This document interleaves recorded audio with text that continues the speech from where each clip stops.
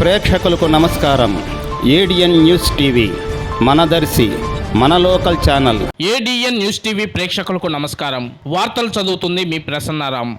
సంక్షేమ పథకాల వల్ల ఓడలేదు, సజ్జల స్వప్రయోజ ఫలితాల వల్ల ఫలితం అనుభవించాల్సి వచ్చింది అన్నది వైఎస్ఆర్ కాంగ్రెస్ పార్టీ ఆవిర్భావంలో నుండి పార్టీ అభివృద్ధిని అభిమానంతో నిశితంగా పరిశీలిస్తున్న నిస్వార్థ మేధావులు వివరిస్తున్న వైన్యం. కొద్దిగా నిస్వార్థంగా పరిశీలించి గత 5 సంవత్సరాల జగన్మోహన్ రెడ్డి పరిపాలనలో రాష్ట్రంలో అన్ని వర్గాల వారికి సంక్షేమ పథకాల పేరిట 4,75,000 కోట్ల పంపిణీ జరిగింది. ఇది యావత్ భారతదేశంలో ఇంతవరకు ఏ రాష్ట్రంలో జరగలేదని గణాంకాలతో వెల్లడిస్తున్నారు. ఈ పరాభవానికి జగన్మోహన్ రెడ్డి చుట్టూ ఉన్న 10 మంది అంతరంగికుల అడ్డు అదుపు లేని అభ్యంతరకరమైన అసభ్య మాటలకు, అందుకు అసెంబ్లీ దేవాలయంలో మునుపెన్నడూ లేని విధంగా నీచమైన మంత్రులు, ఎమ్మెల్యేలు మాట్లాడిన పద దూషణలు రాష్ట్ర ప్రజలు జీర్ణించుకోలేకపోయారని మేధావుల విశ్లేషణ. ముఖ్యంగా పరిపాలనాధిపతి జగన్మోహన్ రెడ్డి చుట్టూ కోటగిరి ఎంత ఉన్నప్పటికీ ఆయనకు సలహాల సైన్య సంపాదకూరితులైన సజ్జల రామకృష్ణారెడ్డి మరియు చెవిరెడ్డి భాస్కర్ రెడ్డి కుడి ఎడమ భుజాలుగా ఉండి రాష్ట్ర వ్యాప్తంగా జరుగుతున్న పరిణామాలు పూర్తి స్థాయిలో జగన్మోహన్ రెడ్డికి వివరించకపోగా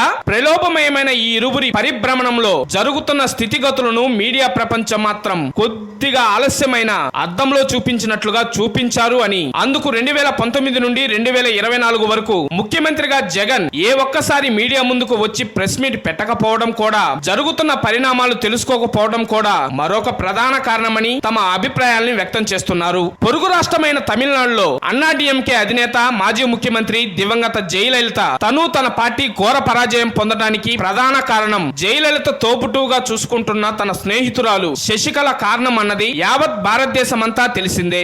జయలలిత ముఖ్యమంత్రిగా ఉన్నప్పుడే జైలు పాలైన స్థితిగతులలో శశికళ అన్నాడీఎంకే పార్టీ తరపున, ఆ పార్టీ కేడర్ తరపున చేసిన అహంభావకరమైన తీరు పార్టీ పతనానికి సూత్రధారి అయ్యి అంతు లేకుండా నిశ్శబ్ద శేష జీవితం గడుపుతుంది శశికళ. ప్రస్తుతం శశికళ ఎక్కడుందో ఏమో తెలియదు కానీ మాజీ ఎమ్మెల్యే జగన్ కు షాడో సజ్జల రామకృష్ణారెడ్డి మాత్రం 2019 నుండి 2024 వరకు పార్టీ అధినేత జగన్మోహన్ రెడ్డికి, ఎమ్మెల్యేలకు, మంత్రులకు అడ్డుగా ఉండి వారి అభిప్రాయాలను జగన్ కు చేర్చకుండా మితిమీరిన రాజకీయ జోక్యంతో సమస్యలను పక్కదోవ పట్టించాడని, వాస్తవాలను కప్పిపుచ్చి అధినేత జగన్ మెప్పు కోసం సకల శాఖ మంత్రిగా ఈ 5 సంవత్సరాలు రాష్ట్ర ప్రజలు అనుకుంటున్నట్లుగా అరాచక పాలనలో సజ్జల రామకృష్ణారెడ్డి నిగూఢ భాగస్వామి అయ్యాడన్నది బహిరంగ సత్యమని వైఎస్ఆర్ కాంగ్రెస్ పార్టీ విశ్లేషకులు సైతం వివరాలతో సహా గణాంకాలు వెల్లడిస్తున్నారు. అన్నాడీఎంకే అధినేత జయలలితను జైలుకు పంపే కార్యక్రమం నుండి పార్టీ పతనానికి సూత్రధారి అయిన శశికళకు, సజ్జల రామకృష్ణారెడ్డికి ఏమాత్రం తేడా లేదని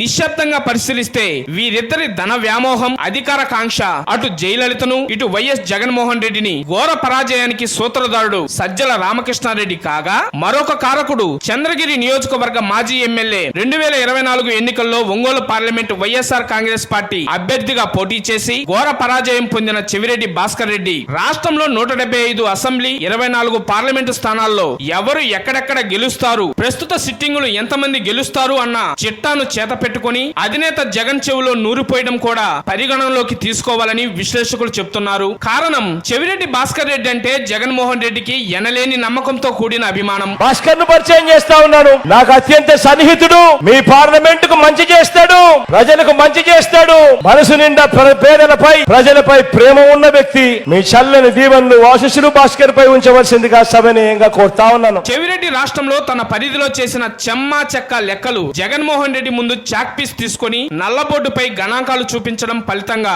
వైఎస్ఆర్ కాంగ్రెస్ పార్టీ కొంతమంది సిట్టింగులను మార్చి స్థానభ్రంశంతో జగన్మోహన్ రెడ్డి తీసుకున్న నిర్ణయానికి మూల సూత్రధారి చెవిరెడ్డి భాస్కర్ రెడ్డి అని సంబంధిత పార్టీ మేధావులే కాక రాజకీయ మేధావులు సైతం గణాంకాలతో సహా వివరిస్తున్నారు. సూక్ష్మంగా పరిశీలిస్తే చెవిరెడ్డి భాస్కర్ రెడ్డి 2024 ఎన్నికలకు ముందు 1 సంవత్సరం ముందు నుండి 175 నియోజకవర్గాల్లో ప్రతి నియోజకవర్గం నుండి ఒక జర్నలిస్ట్ ను ఏర్పాటు చేసి దానికి ఇంటెలిజెన్స్ టీమ్ గా చేసి ఒక్కొక్కరికి నెలకి 10,000 రూపాయల పైచులకు వేతనం ఇచ్చి ఆయా నియోజకవర్గ పరిధిలో జరుగు ప్రధాన పార్టీల అభ్యర్థుల వివరాలు, గెలుపోటములపై విశ్లేషణలు సేకరించారు అని విశ్వసనీయ సమాచారం. ఈ నేపథ్యంలో సేకరించిన సమాచారం మొత్తం గణాంకాలతో లిస్టును జగన్మోహన్ రెడ్డి ముందు ఉంచడం జరిగిందని, ఫలితంగా పార్టీలో అభ్యర్థుల పెనుమార్పులు సంభవించాయని వాదన.